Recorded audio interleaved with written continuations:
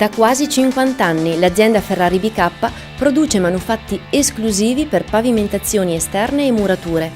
Nata come azienda familiare nella piccola frazione di Lugo di Grezzana, Ferrari BK si è rivelata ben presto solida realtà economica e azienda leader nel settore edilizio, nazionale e internazionale.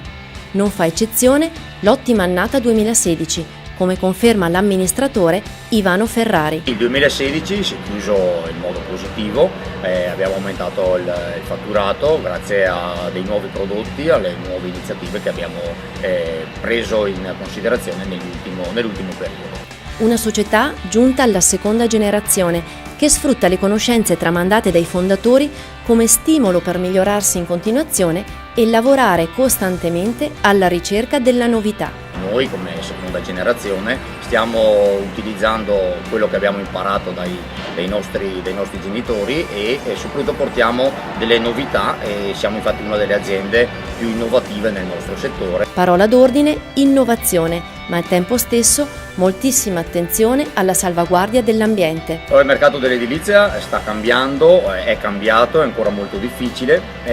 Diciamo che noi stiamo puntando molto sull'ecologia. I nostri prodotti sono poco energivori e quindi abbiamo grandi potenzialità per tutto quello che riguarda l'aspetto ecologico. Punto di forza del marchio Ferrari BK, la volontà di ottenere sempre un prodotto di qualità, a partire dalla meticolosa selezione delle migliori materie prime locali. Noi puntiamo molto sulla qualità e sul servizio e ci consideriamo una delle aziende primarie per quanto riguarda la qualità proprio intrinseca del materiale, nei colori, nella scelta delle materie prime. Ciò che traspare dalla famiglia Ferrari e da tutta la sua squadra sono entusiasmo e passione, vero potente motore che permette all'azienda di rimanere in modo indiscusso tra i numeri uno del settore edilizio. È sempre bello venire a lavorare in un'azienda familiare dove abbiamo degli ottimi collaboratori e quindi è sempre un piacere cercare novità, cercare